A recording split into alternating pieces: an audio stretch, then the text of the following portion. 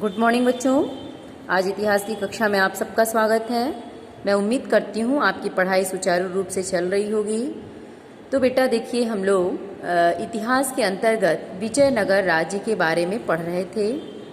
इसके पहले की कक्षा में आप विजयनगर की शासन प्रणाली, विजयनगर के राज की प्रतीक चिन्ह, किले अथवा किलेबंदी के बारे में पढ़ चुके हैं और विजयनगर के शासकों के बारे में अध्ययन हम लोग कर चुके हैं। आज हम लोग पढ़ेंगे राजकीय भवन या केंद्र। तो विजयनगर के राजकीय भवन या केंद्र को ध्यान से देखेंगे क्या था। देखिए, जो विजयनगर साम्राज्य था उसके दक्षिणी पश्चिमी भाग में राजकीय केंद्र या भवन अवस्थित थे। किस भाग में? दक्षिण व पश्चिम भाग में। विजयनगर के दक्षिणी पश्चिमी भाग में ही राजकीय भवन स्थित थे। इन केंद्रों में मंदिरों के अतिरिक्त जो ये केंद्र थे दक्षिण और पश्चिम में, वहाँ मंदिर के अलावा राजमहल भी बने होते थे। केवल मंदिर ही नहीं होते थे, राजमहल भी बने होते थे।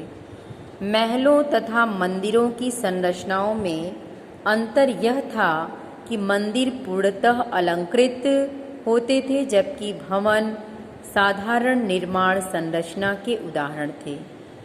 मंदिर और महल में अंतर क्या था?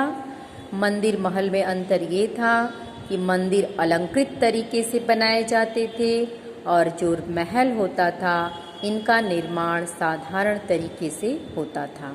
ठीक, किधर थे ये? दक्षिण पश्चिम भाग में। राजा का भवन।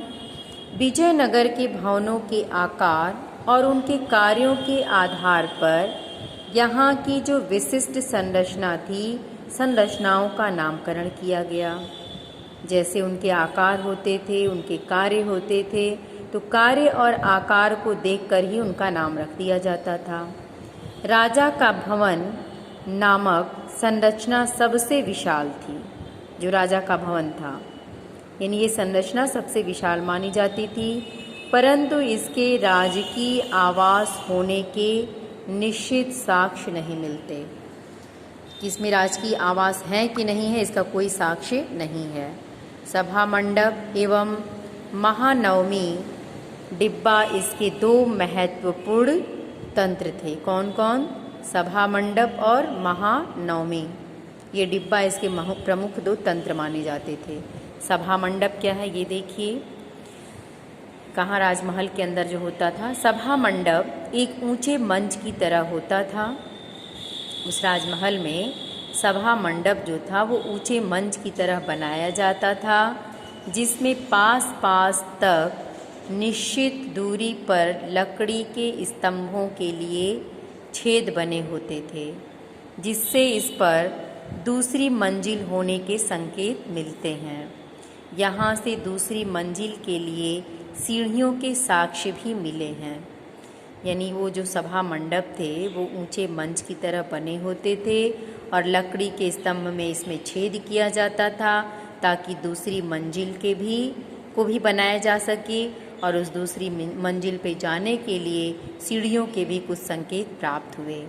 और दूसरा जो भवन में, एक तो सभा मंडप था, उस सभा मंडप के बारे में आप जान गई। महानवमी डिब्बा क्या था?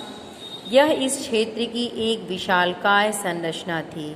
जो महानवमी डिब्बा था इस क्षेत्र की एक विशाल संरचना मानी जाती थी, जो शहर के ऊंचे स्थानों में से एक विशाल मंच था।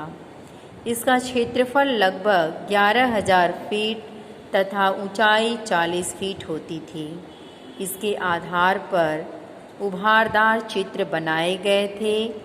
यहाँ से प्राप्त साक्ष्यों से ऐसा प्रतीत होता है कि इस पर लकड़ी की कोई संरचना बनी थी, यानी इसमें लकड़ी की कोई एक संरचना बनी रही होगी।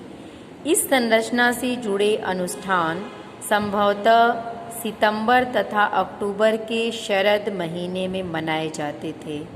जो भी अनुष्ठान होते थे किस महीने में? सितंबर और अक्टूबर में। इस समय का मुख्य त्यौहार दशहरा होता था। जो सितंबर अक्टूबर में मुख्य त्यौहार क्या होता था? दशहरा।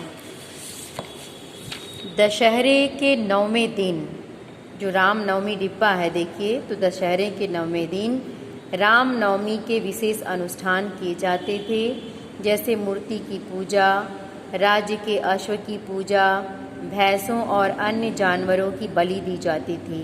नृत्य, कुश्ती, प्रतिस्पर्धा, सैनिकों की शोभा यात्रा अन्य प्रमुख आकर्षक कार्य थे। अब देखेंगे राय गोपुरम। राय गोपुरम में क्या था